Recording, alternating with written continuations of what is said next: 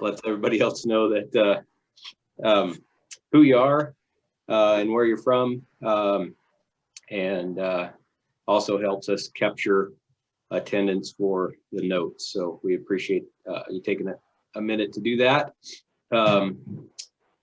We probably have a little bit shorter presentation today. Boone is going to go over FireFree, and then we'll do a roundtable of updates of what y'all have been doing. I know that a lot of folks have been doing quite a bit lately with FireFree and spring preparedness events in communities and things like that. So I'm looking forward to hearing from you on that.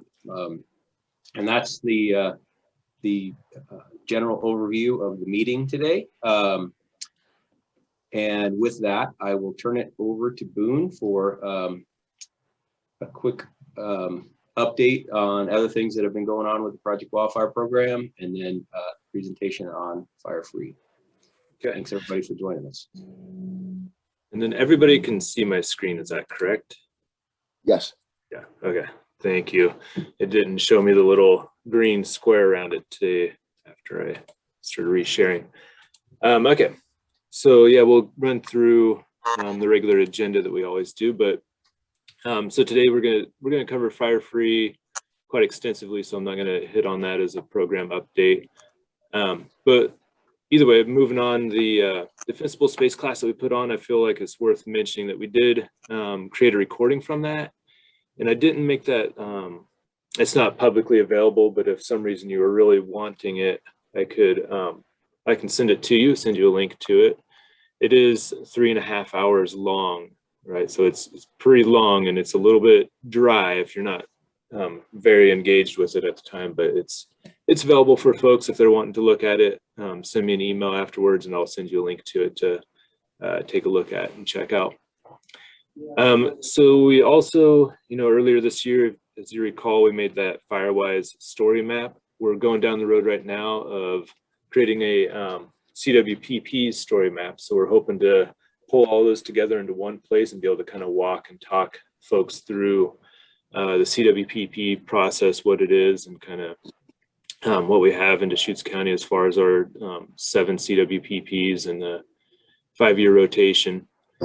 Along with that, I didn't put a bullet for it, but we're also in the midst of updating the Bend CWPP. We actually are having a steering committee meeting tomorrow for that, but we're halfway through, I would say, with that process, somewhere thereabouts, kind of loosely halfway. But our next steps will be looking at ensuring that we've got all the right accomplishments and updates added to that plan, and then beginning to plan out how we're going to be doing the outreach and making that publicly available for folks to check out and take a look at. So getting that out for public review will be one of our next steps as we kind of finalize a draft version, or more of a final draft. But we're working on that next piece of it. I think quite a few people have been getting the constant contact email. If you're on this call, I just want to remind everybody that we've kind of switched over to using constant contact as part of our email or our meeting updates, but also sending out more of a newsletter style of kind of things that are going on, trying to put links and our partners kind of projects on there. So if you haven't been receiving that, please let me know. There's been a couple people that it's not consistent that didn't get those. So I've been, and quite literally like 2 people. So kind of working out why that hasn't been coming through for them. And I worry that they may be the tip of the iceberg, and there's several folks that aren't getting the constant contact that possibly is being filtered out for some reason. But either way, I do enjoy that, and I hope everyone else does enjoy that format too. It's kind of nice to be able to put all the links and a little bit more substance to the things that we're sharing out post-meeting, and also through the newsletter as far as keeping people up to date with happenings and things that are going on. And then the last piece, I mentioned this last meeting, but we did do that revised handout that was that has the 3 zones of defensible space. This guy here, right? So I still have several of those. If you're interested in those and you're wanting to do a little bit more outreach with your community, or want to put them in in your rack card in your lobby or wherever you may have it or want to have some, let me know and I'll get those to you. I've been sending those via mail to folks, and that seems to be a pretty good way of getting them out. They send me your address, I put them into an envelope or small box or whatever it takes, send them down to you, and yeah, and then you can disperse them how you see fit. I believe that's all of the things I had on my list today. Ed, is there something that I'm missing at the moment? I don't think so. Ariel said she wasn't getting the email, so I did check. Ariel, you're on our list, so I'll do some more digging in on our side as well. But yeah. Anybody else, let us know. We want to be sure, if you want the emails, that you're on our list. You know, one thing that I don't have on here that I guess is worth mentioning is we're always continually working on FireWise communities, those FireWise sites. And I've mentioned it in the past that we pretty much always have about 10 of them or so in the hopper of becoming FireWise. And we're always adding 2 or 3 every year. And probably, I think, the last few years, you know, working with those communities, I think we usually do like 4 or 5 a year as far as assessments and get them on that road. And yesterday I went out and did an assessment with ODF and Lapine Fire. And while we were chatting and talking, I was talking with ODF with Ross Huffman, and he says, I think we're at 10. I think we've done 10 communities over these last few months, which is pretty impressive. That's 10 communities interested in becoming FireWise. So hopefully that continues on, right? We were talking about how there's a lot of communities and it's hard to keep track of them all. And we're kind of trying to circle back to them all to keep everybody moving forward. So if you're talking with any of those communities or you are one of those, and you feel like you're stopped or you're stumped at a point, let me know, and myself or Ross, and we'll get you moving again. But either way, as long as if we keep that momentum, we have potentially like 10 more communities this next year, which would be pretty awesome to see make it to that FireWise recognition status. Okay, that was the last thing, I believe. So FireFree. So FireFree this year. Let me move a couple things on my screen here.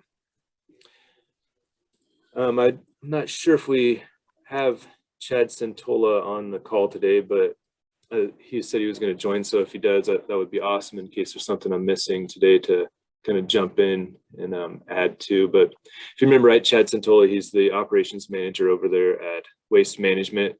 Good guy, gave us a presentation last year talking about FireFree, kind of what happens with the debris and kind of his side of FireFree and how that works with waste management and all of the transfer stations. So this year we kind of laid it out a little bit different, right? It was another successful year overall, but you know, thinking about the time frames, you know, we used to do this 2 weekends and the 1 week in between, and this year we did it similar to last year. We did the 3 weekends and the 2 weeks in between, and then the west side is the exception where it's run on the 3 weekends. But talking with Chad at Waste Management as we're kind of planning out the event, we split those days of operation between NOT and the transfer station. So we had the NOT landfill ran May 1st through the 16th, and then the transfer stations ran May 22nd through June 5th. Let's see. Then we had those 3 weekends for the west side. Sun River was also participating again this year, so they did a Friday and Saturday, which was that May 7th and 8th. And then Crook County, just thinking about our partners in other counties too, while we're talking about dates. Crook County this year was doing some upgrades to, I believe, their scale. I can't remember what upgrades they were doing out there, but they were unable to host the event this year. They just didn't feel that if they increased their traffic, they'd be able to handle it given the upgrades they were doing. Jefferson County held their event this year again. They did the 2 weekends, April 24th and 25th, and then again on May 1st and 2nd. Klamath County to our south, they were, initially I was informed that they weren't going to be doing it this year. They were still kind of unsure of how they're proceeding forward. Last year they canceled it due to Klamath, but then due to COVID. But this year they decided to go ahead and hold it, and they did one day event. It was June 12th. I haven't got their numbers back yet as far as the amounts that they brought in, but they did do June 12th at all of their sites. I assume that was probably a pretty busy day. So volunteers and staffing, like I said, this year they split the kind of two segments of May 1st through the 16th and the 22nd through the 5th. But we did have staffing that was used at those sites. So Heart of Oregon worked at most all those transfer sites. And then our volunteers are still kind of re-emerging, if you will, as far as after the COVID slowdown. Last year, we had a lot of volunteers kind of step back a little bit, and they're kind of re-emerging and coming back and participating. So this year we had quite a bit more. Hold on a second. We had quite a bit more volunteers helping out, especially out there at the Northwest transfer site, and we'll get into that a little bit more here in just a minute. Slide. So the year-over-year graph, which is kind of fun to look at. Last year, if you remember right, we brought in 61,000 cubic yards, which basically doubled almost all years previous, which was pretty awesome to see. But we also remember it used to be the 2 weekends and the 1 week in between. We've got the 3 weekends and the 2 weeks in between. So quite a few more days as well. So we've almost doubled the days, not quite, but close to it. And then 2021, we brought in, I think it was right at 57,000 cubic yards, give or take just a little bit there, but almost doubled most all those other days again. So, you know, it was really nice to see that even though we weren't in the depths of COVID with lots of people at home, we were still getting a lot of debris brought in. So people were still thinking about the fire season coming up and kind of the drought conditions we're in and preparing for that. It's pretty awesome. Let's go to the next one here. So looking at this by a per day basis, you can really see those two segments of the not landfill and then the Bend West side. Bend West side, remember, was just those 3 weekends in there, but those are added in. And then when the transfer stations happened, you know, we had that kind of break in between May 17th through the 21st, where everybody kind of readjusted and got ready for the transfer stations to start up. Let's see what else I got here for notes on this one. So yeah, I guess a couple of things to take note of when you're looking at this. You may have some questions, but not landfill operates 7 days a week, so there's no missing days in there, but you can see the nice flow of the weekends kind of peaking out as people are bringing stuff in, the break in between. And then the transfer stations don't operate 7 days a week. The Northwest and Southwest are open Wednesday through Saturday, and then Negus is open Monday through Saturday. So we still end up with some days or some holes in there that we don't have numbers for, but regardless, as we moved into those weekends or toward the weekend times, that Friday, Monday, we saw a little bit more action out there. And I know that, yeah, you know, and I know one of the things, I think we'll see it here in the next, well, actually, I'll keep it on this slide. But we had cooler temperatures this year. You know, I was out at some of these sites during this time period, and we had some rain come down, and I wondered how this was going to play into it. I'm not sure if it played into it as much as the COVID did, but I would assume that some of that weather that we had probably persuaded quite a few folks to not come out and bring their stuff to the sites. It was a few days that were pretty windy out there as well, not just cool and moist, but also some decent wind. Here's Knott's daily totals. Knott, of course, is our biggest. Oops, I got the 17th on there for some reason. But Knott brings in the most debris of any site, right? And you know what I thought was really fun when I looked at this? You can see that weekly kind of trend with the dips towards the middle of the week, but this big spike here right in the middle on May 8th. That was Mother's Day weekend. I was just trying to picture all the moms out there that were, yeah. Because I could picture my wife, what she would be saying, like, right, that's her Mother's Day gift, is me cleaning the yard and bringing it to Knott landfill. Actually, this weekend I got the old like you're not going out to the transfer sites on Sunday. We're gonna have a day together. But either way, I thought that was pretty fun to look at May and just think about all the moms that were having to do yard debris. Okay, the Bend West Side site, the 3 weekends. The graph looks a little bit thin, but you're able to see kind of what we had going on. And in this first one, when I put this out and or put all these numbers to this graph, I thought this is pretty interesting that the first and second, if you look at the number of vehicles compared to the cubic yards, there's quite a bit more cubic yards to the vehicles. And I thought, well, that's probably a reporting error. And then I was thinking back to kind of being out there, right? I did some of the reporting on that for parts of those days. But the first weekend is really heavily weighted towards folks that are contractors that have that contract with a community that are bringing in high capacity vehicles. So some of those really big dump trailers all the way to like dump trucks were coming in and dropping off yard debris, which was pretty awesome. So I think a lot of that was those saved up contractor style people that were high capacity. So you did get the same number of vehicles. However, the volume that those vehicles did bring in were those larger trucks. And then as the weekends went on, it was more of, folks like ourselves that are just doing our yard and bringing it in by our vehicles ourselves. So in that trend, you can see it in several of these slides as we go through them all. Northwest, this is the FireFree location. Last year, if you guys recall, FireFree, we didn't have the big presence of the volunteers, and that was due to COVID. We did have Heart of Oregon working out there, but this year we were able to coordinate with Cloverdale, Sisters Fire, ODF, Forest Service.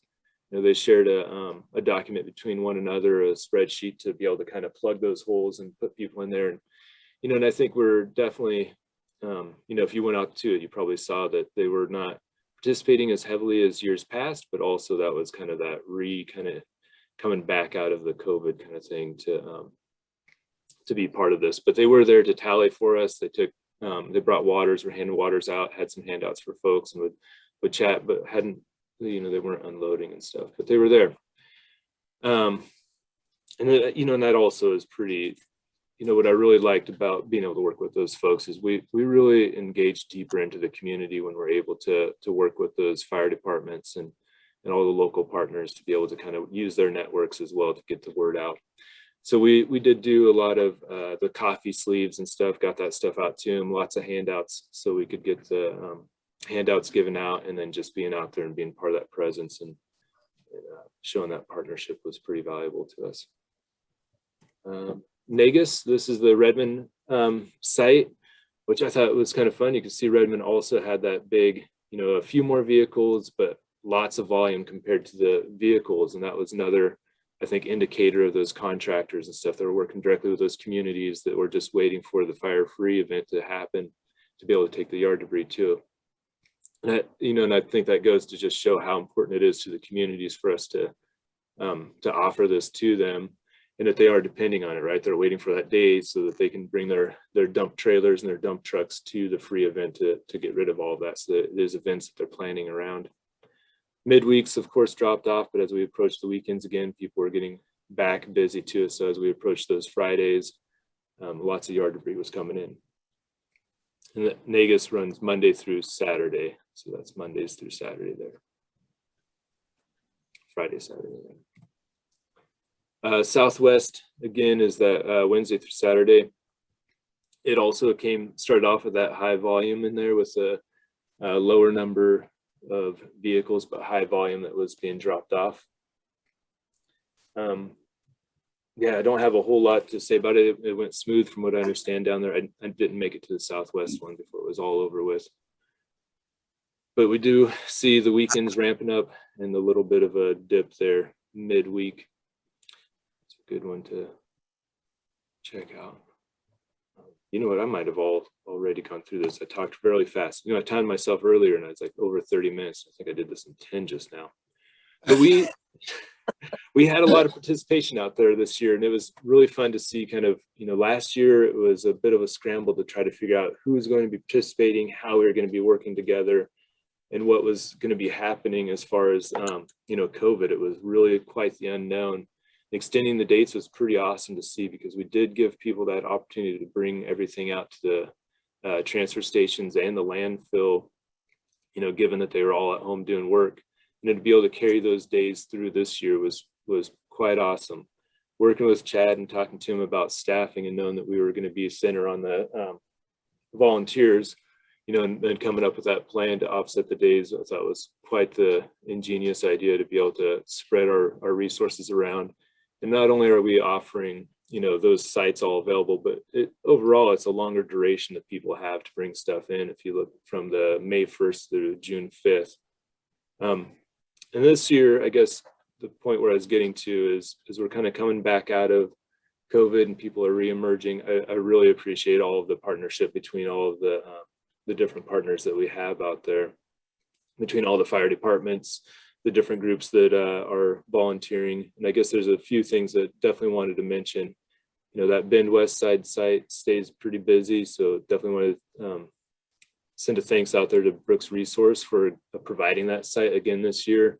I think that was the 3rd year. And then talking with Rami, which I'm not sure if she's on the call today, but talking with Rami, that may be the last, this year may have been the last year that we're going to be able to use that site as a development is going forward out there. So as we look to the future, you know, we're going to need to be thinking about, I guess, a couple of things. Are we going to continue with the West Side site? And if we are, where are we planning to hold that as we kind of look down the road to next year? What's going to be our next site that we'll be able to utilize going into the future? And then the other one that I don't know, you know, I feel like sometimes it doesn't get enough recognition is talking with RL Garrigas with the Bend Radio Group. You know, RL is on top of it. As soon as the weekend is over, he's calling to ask, what were the numbers? What do we have? You know, he wants to know, and he's pretty busy with that stuff as far as promoting it. And he stands behind us pretty strongly with it. And I think it's pretty awesome to see just how much the community, from one end of the spectrum of the communities themselves and the individual residents, all the way to the Bend Radio Group, is behind the efforts that we do, and everybody that falls in between. So pretty awesome. And then there's various coffee stands that drove by dropping off coffee sleeves. So there's a lot of folks out there that are promoting it that way, even though it's seems like a subtle way to promote it. I feel like it actually does get people thinking about it as they're at home and thinking about the fire season ahead of them. And if you don't see your name on this list, I apologize, because there's a lot of people to thank for the work that happens out there. There's a lot of people that are involved behind the scenes that are, you know, just a few emails, but they're doing critical roles as far as planning this and getting it all put together.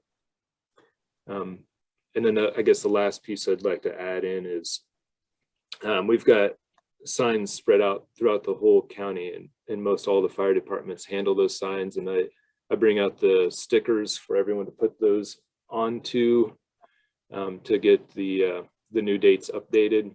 Next year, we'll probably be looking at getting some of those signs redone, because I think some of them were looking pretty bad. One of them I saw got ran over, and one side of it didn't look so great anymore, pretty torn up.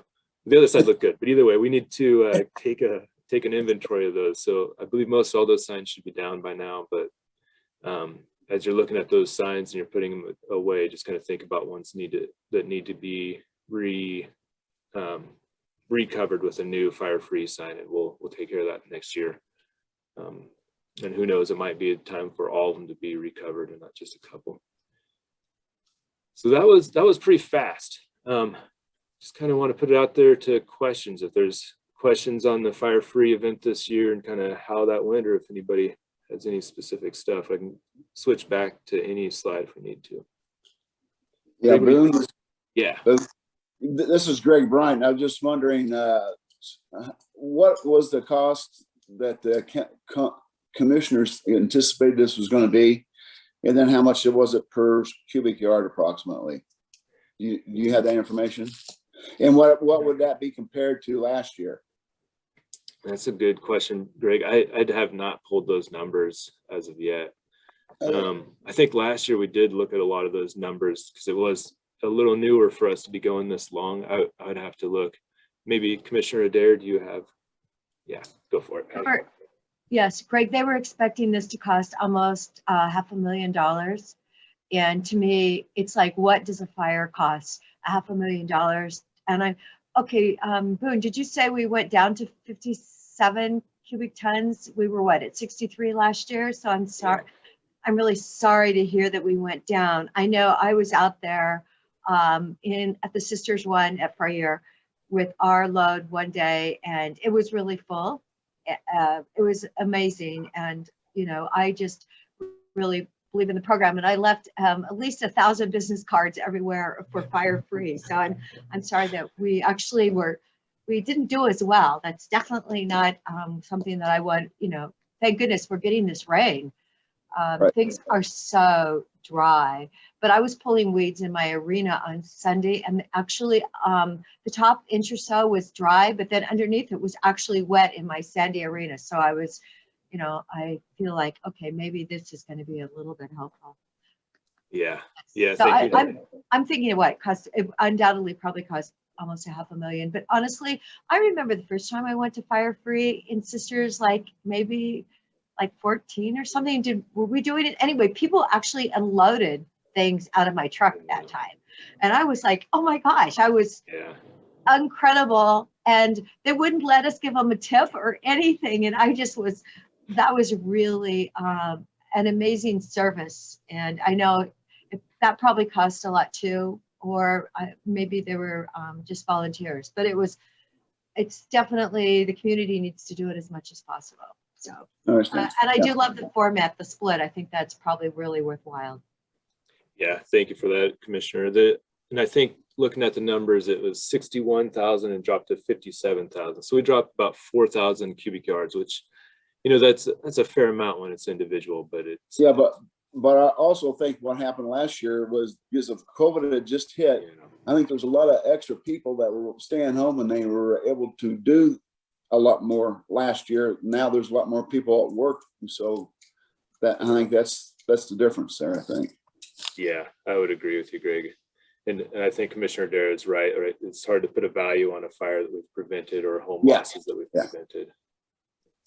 Yeah. Okay. Last year, it was an outing to go to the transfer station.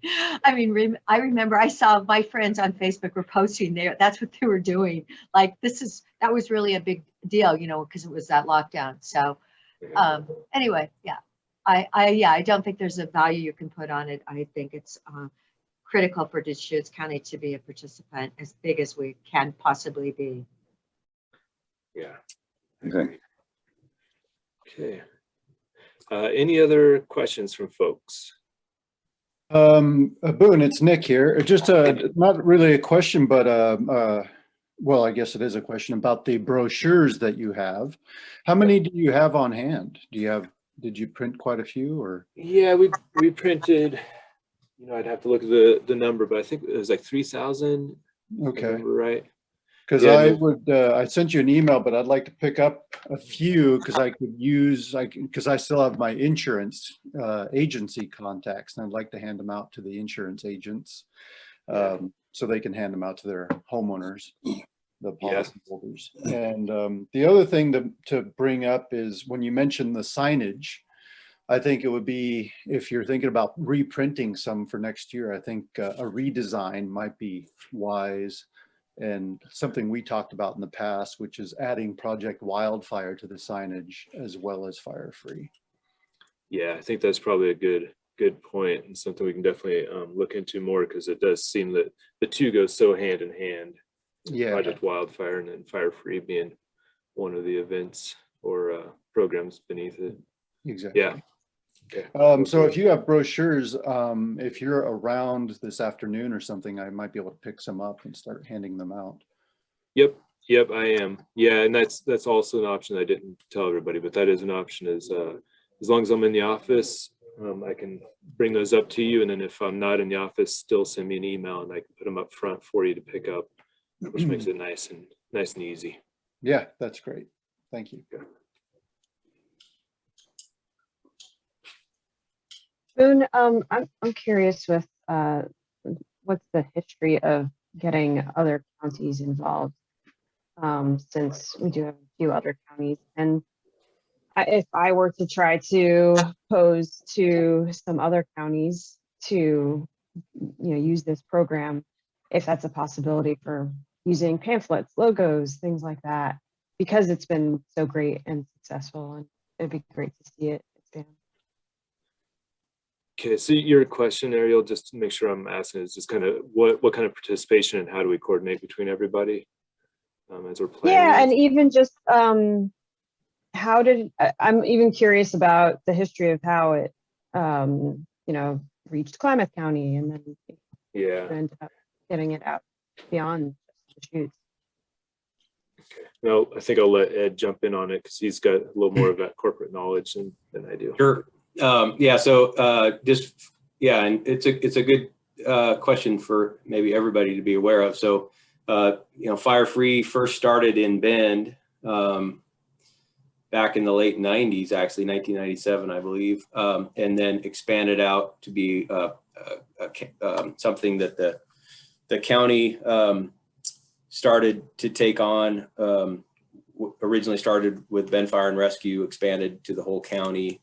And then it stayed at the countywide level for quite a while. And then we started to get some interest from Jefferson County and then Crook County and they participated for several years. And then Klamath County started having a few dates as well. So the use of the logo or anything like that, we're completely open to for any other counties or folks that want to promote it under the FireFree branding. And then we'd also be happy to post on the website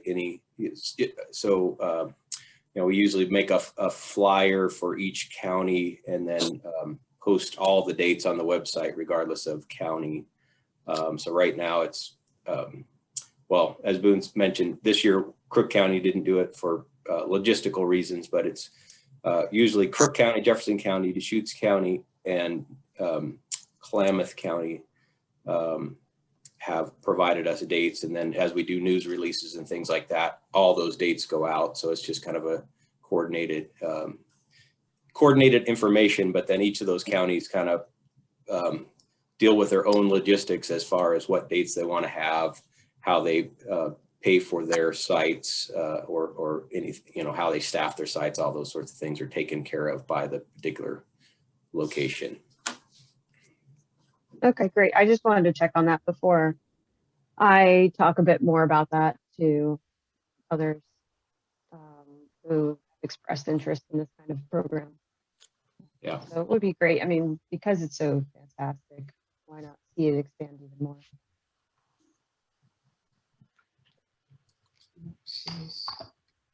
Anybody else with a question before we switch over to roundtable?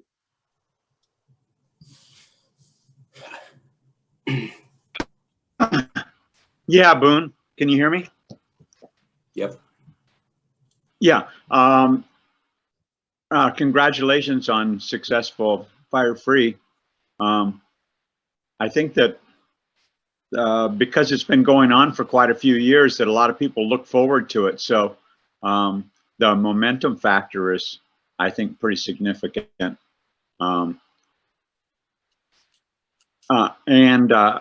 don't know if this is the best time to bring it up, but your new system for emails and communications looks pretty good. But one thing I would note is this morning, when I went to look for this meeting, you just click on for the Zoom meeting, but it doesn't have an option for people to call in. And so I'm wondering if there's maybe people that aren't participating in this meeting that would like to call in.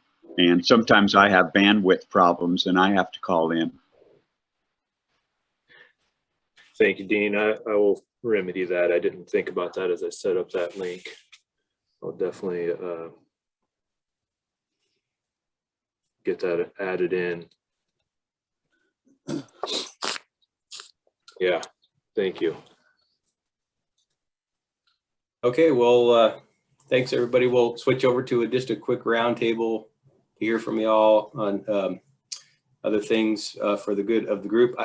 as we close out the FireFree, I was just, I was interested, you know, that Boone shared it all in graphs, but I've also got the spreadsheet, and just looking at, like, say, the Southwest transfer station as an example, the 2 weeks leading up to FireFree, there was a total of 134 yards that came in. And on the first day of FireFree, there was 1,570 yards that came in. So if you're wondering, like, what we collect on a normal basis versus what we collect during FireFree, it's just astronomical in the increase in traffic. You know, 388 vehicles on the first day, or the entire 2 weeks leading up to that event, there was a total of 34. So, so it really does encourage people, even though it seems to be kind of a slight fee to bring it in during the regular time, that offering this for free really does bring the people out. And even though we were slightly down from last year, we're almost more than double any other year prior to 2020. So it's still pretty significant in the debris that was collected and the amount of people participating. So anyway, those are just a few thoughts I would share on that. So with that, maybe I'll just start around and go down the list and see if y'all have anything to share. And it looks like Bill Boos, Ben Fire would be the first one.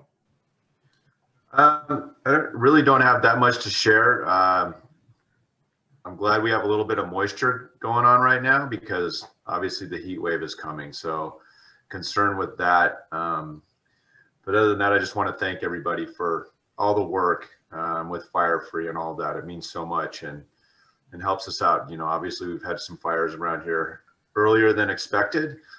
So hopefully all the work that people are doing will help with this defensible space. So thanks, everybody. All right, Boyd Turner, Eagle Crest. Good morning. I don't have anything really special to report this morning, so I'll just pass. Okay. Ariel. Yeah, hi everyone. Not too much as far as updates, just that the OSU Extension Fire Program is wrapping up our last webinar of the season, and then we'll roll out more opportunities for webinars and hoping to get back to in-person workshops this fall. But the last webinar that we're having as part of this Fire Aware, Fire Prepared series is actually going to be this Wednesday from 12 to 1 o'clock. And chat, anyone is interested, it's about after the fire resources for what folks can do after a fire has come through. And that's the registration link. Otherwise, we're going to be doing a bit of recollecting and thinking of what kind of programs that we can offer in the fall. So if anyone has ideas, feel free to reach out to me. And yeah, just open for an easy fire season. So open for the best for that. Thanks. All right, saw that David didn't have anything to share, so I'll skip down to Dean. Anything from Upper Chutes? Yeah, good morning. Upper Chutes River Communities. We're South County here, and we got a pretty good article right up front in Ruralite magazine that Mid-State Electric puts out monthly. So for the June edition, they gave us a 2-page story. Thank you, Boone, for the before and after pictures for fuel reduction, and just trying to keep the word out there. And I've had a chance to drive around more than one community, and I can see changes on the ground. So that's encouraging. We just have to keep on keeping on. Thank you. Welcome, Dean. And then when does that come out? Did it already come out? It's already come out. It's the June edition. They call it Ruralite magazine, and it's Mid-State Electric, which I think serves all of South County here. Yeah. Okay. Yeah, I appreciate that. Yeah, I asked him to make sure to notify me when that did come out. I thought maybe it hadn't come out or something yet, but thank you. Thank you. All right, and Frank, you were next on my list, but I see you just put your update in the chat. And just for everybody to note, Frank represents Tillicum Village, I believe, and they did a project in the last month. So thanks, Frank, for that update. Next up then would be Georgia from Bridget Eagle Crest. Good morning.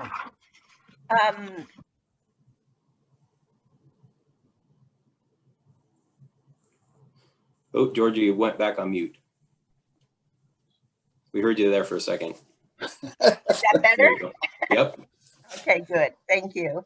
Our FireFree event took place April 30th through May 14th, and our residents filled 1,546 landscape bags, which in addition, we chipped 630 yards of debris, and our volunteers, our CWP committee volunteers, as well as a few of our targeted residents who helped us, amounted to over 1,000 hours of volunteer time.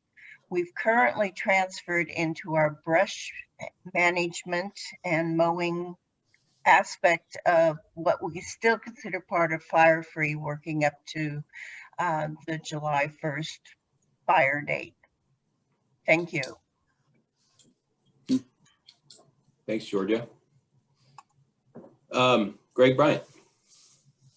Yeah, what it is, we had a Deschutes River Woods Neighborhood Association annual meeting, and I made a presentation at that time on FireWise, and we got one person that's going to take another section of DRW and be a FireWise location, and I presented it also to another group here in DRW, and I've got another time when I'm going to present it to another section of DRW. So we're progressing in that manner to try to get more and more people here at DRW to be FireWise.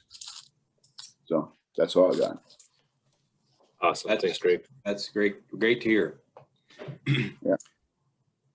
All right, Chief Kemna. Good morning. Thanks, Ed.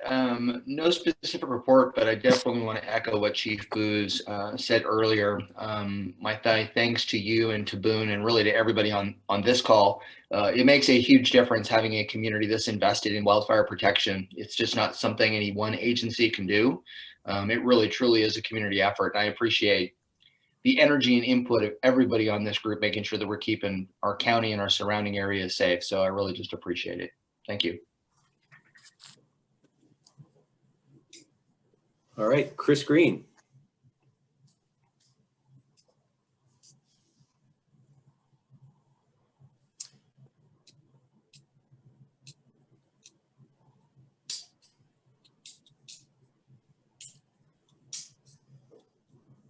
Chris, I see you're unmuted, but we can't hear you actually. Oh, there we go. can you guys hear me? Oh, there we are. Good morning. Not a whole lot to report out. Big thing that, can you hear me? So basically all I've got in week, and been working with Jefferson County on the CWPP. So we're getting most of the way through that. And then Stacy Lacey will be back next week.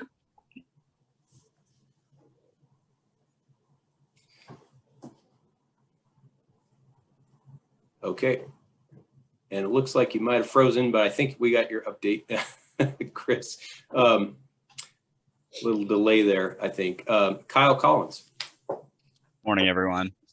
This will be a pretty open-ended update, but I think it's important. So we in the community development department are tracking two big Senate bills that are likely going to have a kind of major impact on wildfire in Deschutes County and statewide.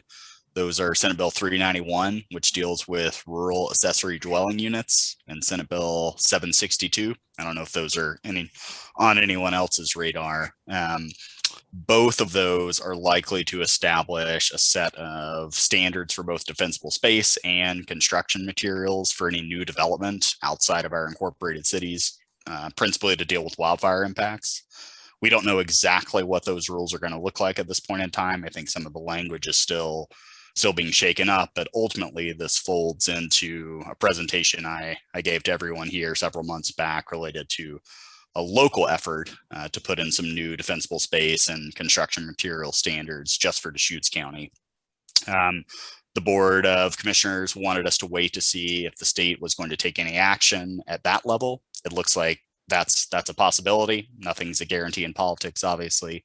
And so we don't know exactly what the end result of those two bills is going to be. But almost exactly a month from now, on July 14th, someone in our office, both myself and I believe Tanya Salzman, who's on this call as well, we're going to go back before the board and give them updates on these two bills and hopefully start picking apart some of what these big overarching defensible space requirements. It looks like they're going to wind up doing some statewide risk maps for wildfire that are going to factor into a lot of this.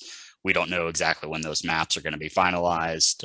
And then obviously all this is attached to there's always the possibility that something dies kind of at the finish line here, but we don't know exactly what's going to happen.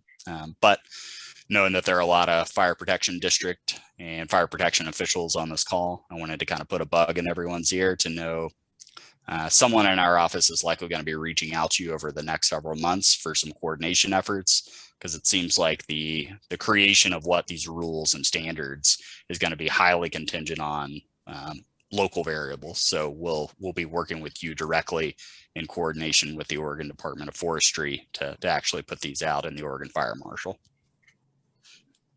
That's all I've got. Great, thanks, Kyle. And I'll just skip ahead if Tanya, if you want to share anything specific since we're on the subject, or you're just also.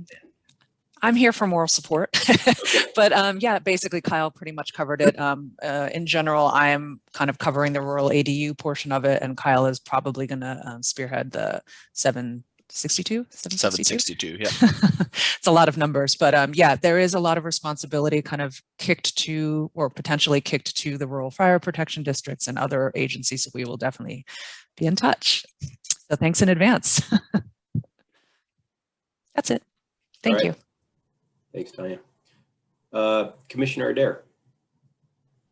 I know, I was wondering, see, I have the other side of the ADU bill, 391, because I've been testifying on it for 3 years. And wouldn't you know that this year our workforce housing is so depleted with the astronomical increases in property values. So we can actually, when this gets accomplished, hopefully have 9,800 legal ADUs in Deschutes County, not on EFU land, up to 900 square feet.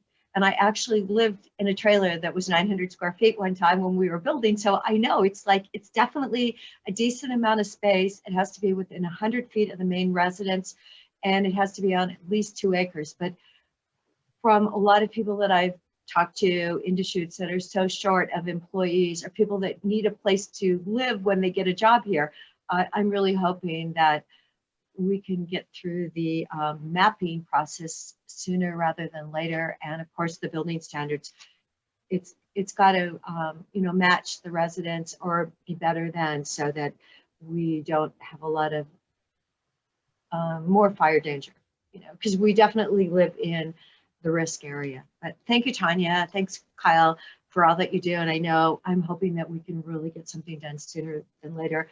And I'm glad that we had 57 tons of trash picked up. So definitely the project is trending the right way. And, it is personal responsibility. When you live here and pine cones drop and needles drop, you've got to keep your place cleaned up. So I hope more people take part next year.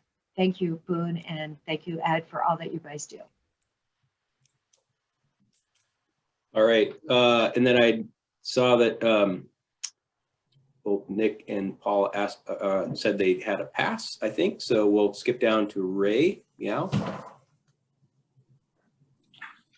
Yeah, good morning, everybody. It was pretty impressive still, the numbers of the fire fields removed during this season. And I agree, pandemic has something to do with it, which is why I'm really hoping the pandemic will stop soon. It's like we're overloading the landfill. For Woodside Ranch Homeowners Association, our fire education committee, as our latest e-newsletter, we got a nice response from the homeowners. It was on hardening your home rather than on defensible space now. We beat them to death on that one. But hardening the home got a really good response, interest. People saying, what do we actually do for the house itself? And what can I afford to do easily? And our fire education committee got a lot of information from several community websites in California. And thanks to Boone for a link to the Tahoe Fire Resilient Homes. Is that what it's called, dear? No, retrofitting. Retrofitting your home. Yeah, my wife, Chris, is the chair of that fire committee. I'm just the face.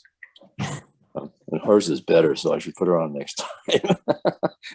Ed knows her. He agrees. Anyway, so thank you, Boone, for that. Great source of information for anybody else, any other homeowners associations. I would, I don't want to overload Boone, but if you're putting out a newsletter on fire, anything with wildfire, contact Boone. And Ed, these two guys know everything. Thank you guys so much. Thank you for that, Ray. I put in the chat the link to the Tahoe Living with Fire document. Right, we'd love to have our own, but they've already created it and it's well done. So I've been sharing that with folks. It's a great way to kind of look at what the retrofit guide is and kind of think about your own home there. Yeah, I would second the recommendation to that retrofit guide. It's very well done. So if you haven't seen that, click on that link. All right, moving on for just a couple more updates. Rick from Blackbeat Ranch, anything to share? Thanks for joining us. Good morning. So at the ranch, we're still collecting for this year. What typically happens here is as school lets out and more families arrive to the ranch, we'll go through another large push in yard cleanup and such. I can say that last year we did ship a little over 7,600 cubic yards. We're anticipating something near that again this year. And we're also looking at extending some of our road safeties and additional clearing along the right of way as it comes through this year and into next year. We're currently in the process of developing a plan for that. And it's primarily for egress evacuation. That's about it. Great, thank you, Rick. Bob Pulley. Thanks, Ed. We're one of the newer FireWise communities. We just became a FireWise community last fall. And so this was our first FireFree event, and I think it went very well for the first time. We weren't sure what to expect, but thanks to the county's $2,000 grant, we were able to rent a 30 cubic yard roll-off dumpster. Weren't sure how many times that would be filled, but it got filled three times.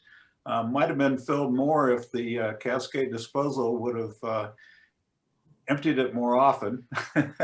So we got to work on that, but that was great. And then we also offered free pickup for shut-in residents. We have a lot of elderly residents. So we offered free pickup from the Pacific Northwest Adult and Teen Challenge crew to go and pick up their debris. We also had that same group reduce the wildfire fuels in a big area of our common area that had not been looked at for about 15 years. And they took out about 85 cubic yards of debris there. And overall, we invested about $7,700 in our FireFree event. And thanks so much to the county for giving us the stimulus to start doing that. It was a very successful event for our first one, I feel. So thank you, Ed, and thanks, Boone, for your support and for the county commissioners. Thank you. Thanks, Bob. And then I know Boone had a couple updates to share from folks that weren't able to attend. So Boone. Yeah, just real quick, we got a few people that are usually here, NRCS, U.S. Forest Service, as far as Kevin Stock. I know we got Chris Green here as well, but Kevin Stock and then Gordon Foster with ODF. And then chatting with those guys, their updates were pretty quick. Kevin said they're pretty much done with their prescribed fire and transitioning now to the summer. Let me just make sure I'm not missing anything here, but transitioning to fire season. They're responding to fires outside of the region right now. So they're sending people off district and out to those fires. Gordon wanted to just make mention that ODF is fully staffed up right now. And both of them were discussing and talking about the fact that right now we're in moderate, we got lots of rain, but the expectation is for us to go right back into high pretty rapidly, but they are geared up for the fire season at this point. Okay, and then just last call for anybody that I possibly skipped over, missed. If not, we'll end a little early today. Okay, seeing nobody else coming off mute.